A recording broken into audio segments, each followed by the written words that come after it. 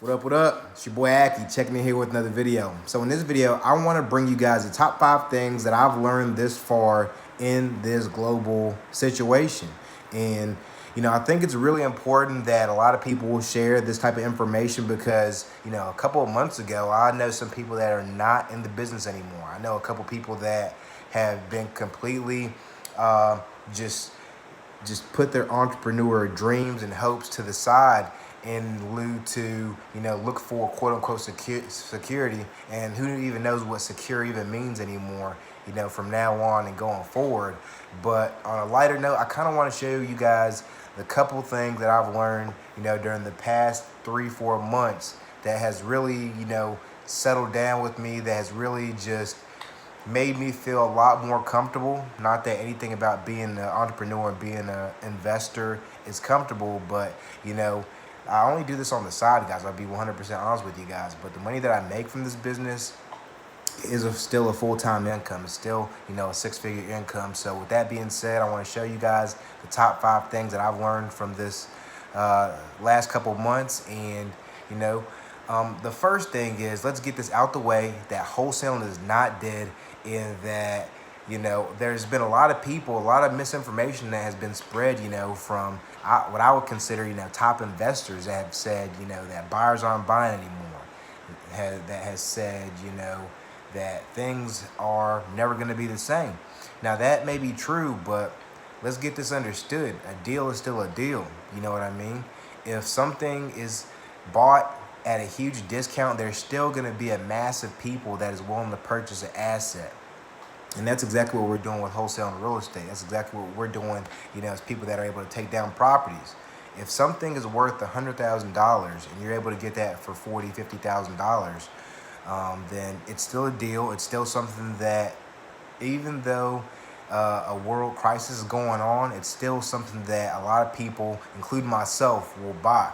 And that's just because, eventually this asset is going to be worth X amount. People still need a place to live. People still are going to be able to make improvements to the property that you're buying at a discount, and it will always be worth more than when you purchased it.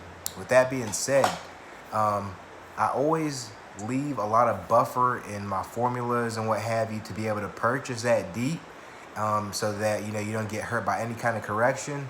But at the same time, I've just seen a lot of misinformation, and so yeah. So the first thing I want to tell you guys that I learned about this whole situation and about myself and what I need to do, I'm preaching to the choir here, is you need to really, in this day and age, you really need to think about your business with the end in mind. And what does that mean? You need to think about, what if tomorrow this whole situation ends? And if this situation ends, where are you at financially in your life? Where are you in terms of just rainy day money? Where are you in terms of being able to buy, groceries next week, etc.? Just forgetting about just different types of unemployment and things like that that's going on in the world, and stimulus checks and stuff like that. Where are you? You know what I mean? Do you want to go back to a 9-to-5? Do you want to, continue to do this, real estate flipping thing as a side hustle? Do you want to make this, a full-time big business? There's some people in this business that teach us only to scale to the moon, and some people that's intimidating too. Some people teach us business to only be a solopreneur, and that's fine. But you need to look at yourself, your tendencies, and see what resonates with you. Because if you're too busy listening to 3 or 4 different people in the real estate space, then ultimately nothing gets done. So you need to have that self-awareness, and you need to really look at your long-term goals, short-term and long-term. How can you create revenue today, obviously, and then what do you want to be doing a year from now, 5 years from now, 10 years from now? Maybe this is just a means to an end to get to a certain profit margin or revenue goal, and then flip that into something else. That's very possible. Maybe you want to do commercial real estate. Maybe you're great at software developing. Maybe you want to get, a bundle of cash to then develop the software. So don't let somebody make you think getting into this business that you need to invest the way that they invest and buy into their program that's $20,000, $30,000, and then you have to, do all this crazy big stuff. You have to be the biggest wholesaler in the world. That's not the case. You can still make an extra $5,000 to $10,000 a month doing one deal a month, and still be successful. Success, in my personal opinion, the definition of success is pursuing a vision that you have in your mind. So if you have a vision that is to be a doctor, you become a doctor. If you have a vision to do one deal a month, you do one deal a month. That is what success is. Not not what I say it is, not what another YouTuber says it is, not what another investor says it is. Success is what you want. You need to think about your personal goals, your vision, your life vision, and pursue it like that. That's the number one thing, and that's pretty much going to be the underpinning for everything we talk about here.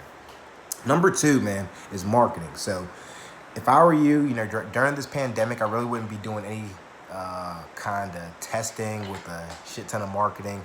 I'd stick to one or two, just because you really want to really hone in on these sellers and maybe hit the same lists multiple times. So maybe you're doing RVM and cold call. Maybe you're doing texting and cold calling. Maybe you're doing PPC and cold calling, and you're really just focusing on a couple of things, especially if you're not a big time investor. If you're trying to get one deal, two deals, three deals a month, then I think that is going to be the most efficient use of your money and your time, and you're able to track those at a high level.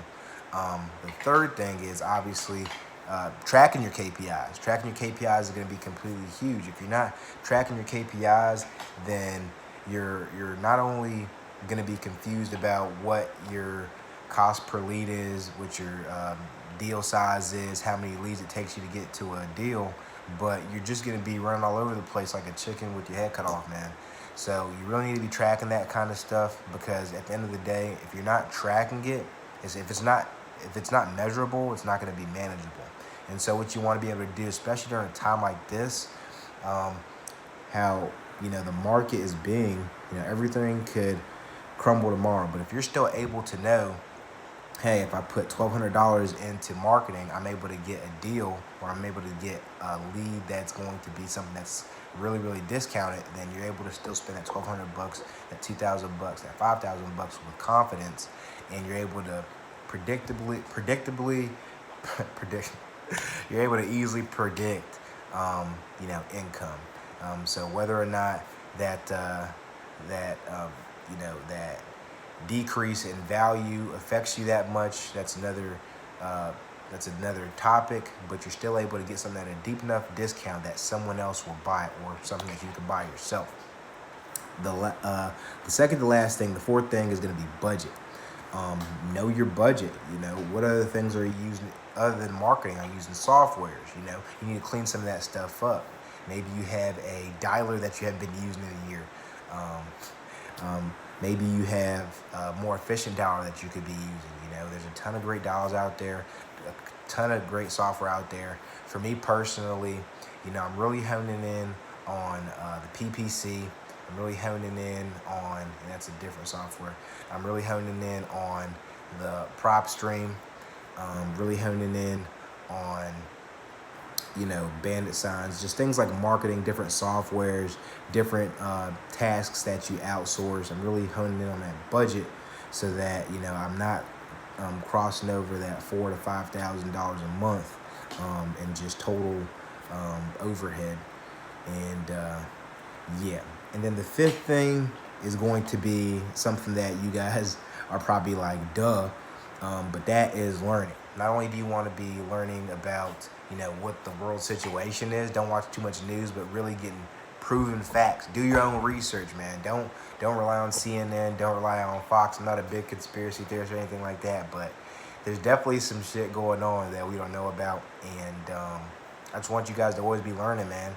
Obviously, if you're watching a channel like this, you really appreciate knowledge, and I appreciate you for watching me, but you really need to do your own research in terms of just KPIs, in terms of, just different goals you have outside of real estate, in terms of just the world situation, in terms of health, and just building yourself and becoming the most, successful overall person you can be. Knowledge up, learn up, and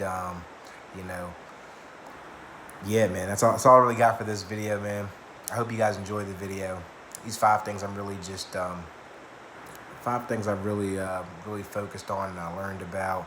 And personally, I've been doing, I know I've talked about it a little bit, but I'm really learning, how to focus on bigger assets, really focusing on, looking at different commercial type deals, focusing in on, different type of development plays, how I can, wet my feet into that type of arena. So, really short video. Thought I'd talk to you guys about a little bit of what's been really interesting this past couple months is that, a lot of people are having the best investing numbers of their whole life. And, during the beginning of this whole thing, everybody's just like, the sky's falling. And for good reason, nobody's ever seen a world situation like this. But at the same time, if yesterday is going to be, if history predicts the future, then there's always going to be deeply discounted deals out there. And as long as you can find them and get them for a good price, you're always going to be able to find an end buyer. Always, as long as it's not a weird deal, out in the middle of the country, or just a weird deal with a weird floor plan layout, you're always going to be able to find somebody that's willing to purchase that from you, either as a fixer-upper for themselves, or just something that is an asset that has a ton of upside. So, short video, guys. Hope you guys enjoy. If you guys enjoy the content, let me know in the comment box below, and I will talk to you in the next video. Peace.